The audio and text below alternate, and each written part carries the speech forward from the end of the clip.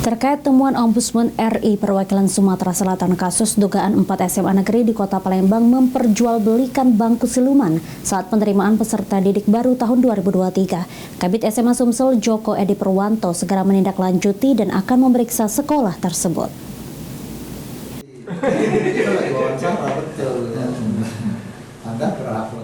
Purwanto menanggapi temuan Ombudsman RI perwakilan Sumatera Selatan kasus dugaan 4 SMA negeri di Kota Palembang yang memperjualbelikan bangku siluman saat penerimaan peserta didik baru tahun 2023. Joko Edi Purwanto segera berkoordinasi dengan Ombudsman RI perwakilan Sumsel dan akan memeriksa 4 sekolah tersebut yang diduga melakukan curang terhadap pelaksanaan PPDB 2023 kemarin.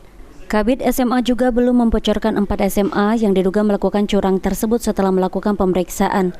Namun Joko menyebut jika terbukti SMA yang melakukan curang saat penerimaan PPDB tahun 2023 akan diberikan sanksi yang berat sesuai UUD dan keputusan pimpinan.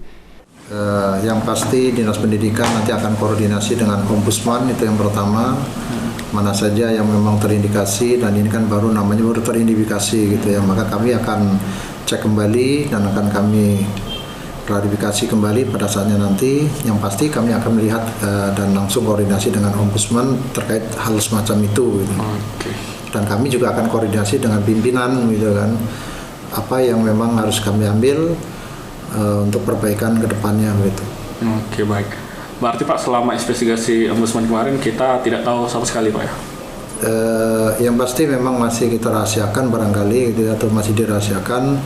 Oleh karena itu kami akan tetap koordinasi lah gitu ya untuk memastikan apa yang ada di sana. Pak, jika memang dugaan dari Ombudsman itu benar, nanti ke depannya langkah seperti apa Pak yang akan dilakukan oleh kita sendiri Pak?